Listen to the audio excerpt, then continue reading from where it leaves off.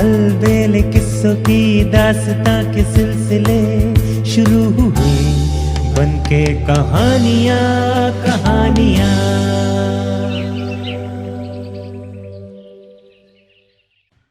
आइए सुनते हैं आज की कहानी दुष्टता का परिणाम। किसी जंगल में एक ऊंट रहता था। वो बहुत ही सीधा और भोला था। वो पास के जंगल में जाकर रोज घास चरता था। उसी जंगल में एक दुष्ट प्रकृति का स्यार रहता था। दूसरों के काम बिगाड़ना और उन्हें मुसीबत में फंसाकर मजे लेना उसकी पुरानी आदत थी। स्यार ने ऊंट को भी मुसीबत में फंसाने का निश्चय कर लिया।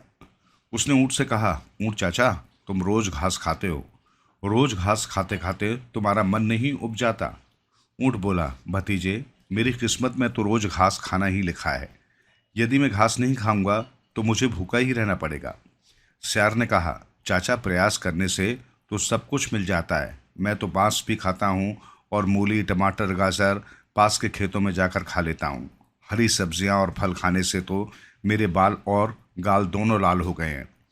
इतना कहकर स्यार अपने गालों पर पंजा फेरकर अपनी दुम हिलाने लगा। स्यार ऊंट से कहने लगा, आज मैं तुम्हें दावत के लिए ले चलता हूँ। चलो, पास के खेत में खीरे, ककड़ियाँ, लौकी और तुरई खाने चलते हैं। हरी सब्जियों का नाम सुनकर ऊंट के मुंह में पानी आ गया और वो स्यार की बात मानकर पास के खेत में सब्जियां खाने चला गया। स्यार ने जल्दी जल्दी गाजर और टमाटर खाए और हू की आवाज़ें जोर जोर से निकालने लगा। स्यार अपना पेट भरकर खेत से बाहर निकल गया, किंतु ऊंट अभी गाजर और टमाटर खा ही रहा था कि किसान हू की आवाज़ सुनकर दौड़कर आ गए। किसानों ने खेत में ऊंट को देखकर डंडे से पीटना शुरू कर दिया। ऊंट की पिटाई देखकर स्यार बहुत खुश हो रहा था। ऊंट पिटाई के कारण ठीक से चल भी नहीं पा रहा था। ऊंट को देखकर स्यार बोला, चाचा, मेरी तो हू करने की आदत है। तुम भी मेरे साथ आए हो, ये बात मुझे याद ही नहीं रही। किसान ने कल तुम्हारे साथ जो व्यवहार किया उसका मुझे बहुत दुख है। मुझ पर विश्वास करो, मैं आगे से ऐसी गलती कभी नहीं करूँगा। ऊंट तो भोला था, उसने स्यार की बातों पर विश्वास कर लिया। स्यार फिर से ऊंट को खेतों में हरी सब्जियां खाने के लिए ले गया और जल्दी से अपना पेट भरकर हू करने लगा। हू की आवाज़ सुनते ही किसानों ने ऊंट को बुरी तरह से पीटा। ऊंट की पिटाई देखकर स्यार खूब हंस रहा था। स्यार ने दूसरे दिन ऊंट को देखते ही नाटक करना शुरू कर दिया। स्यार ऊंट से बोला, चाचा, किसानों ने कल तुम्हारे साथ जो कुछ भी किया उसमें मेरा कोई दोष नहीं है।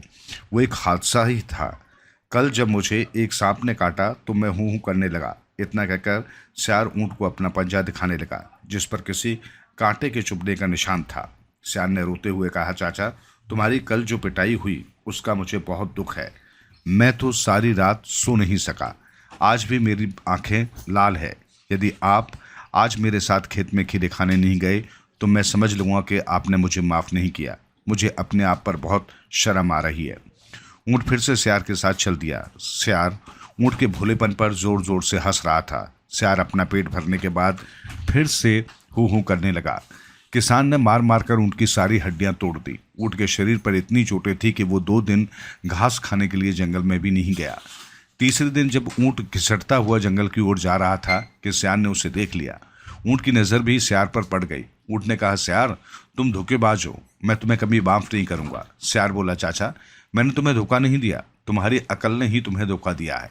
क्या तुम नहीं जानते कि खाना खाने के बाद हम हू करते हैं? इसके बाद कुछ दिन तक ऊँट ने स्यार से बात भी नहीं की। स्यार को यकीन हो गया कि ऊँट कभी भी उसकी बातों में नहीं आएगा। ऊँट ने स्यार से बदला लेने का निश्चय कर लिया। कुछ दिन बाद उस क्षेत्र में भारी वर्षा हुई। वर्षा के कारण नदी नाले में बाढ़ आ गई। आसपास के सभी क्षेत्र पानी से भर गए। जानवरों के लिए ये ज़रूरी था कि वे उस इलाके को छोड़ दें, वरना वे डूबकर मर जाएंगे। ऊँट तो ऊंचे कद का होने के कारण पानी को पार करके दूसरे स्थान पर जा सकता था, लेकिन स्यार का कद छोटा होने के कारण वो पानी को पार नहीं कर सकता था। तभी स्यार को ऊँट की याद आई। स्यार ने ऊँट से कहा, चाचा, मुझे यहाँ से किसी दूसरे स्थान पर ले चलो, वरना मैं पानी में डूबकर मर जाऊंगा। ऊँट ने कहा, मित्र, मैं तुम्हें अपनी पीठ पर बिठाकर ऐसे स्थान पर ले जाऊंगा जहाँ कभी वर्षा नहीं होगी। मुसीबत में एक मित्र ही मित्र के काम आता है। इस प्रकार ऊँट स्यार को अपनी पीठ पर बिठाकर पानी में ले गया और गहरे पानी में पहुँचने के बाद टेढ़ा होने लगा ताकि स्यार पानी में डूबकर मर जाए। स्यार पानी में गिरने लगा तो ऊँट से बोला, चाचा, सीधे चलो, वरना मैं पानी में डूबकर मर जाऊंगा। मेरा जीवन अब तुम्हारे हाथ में है।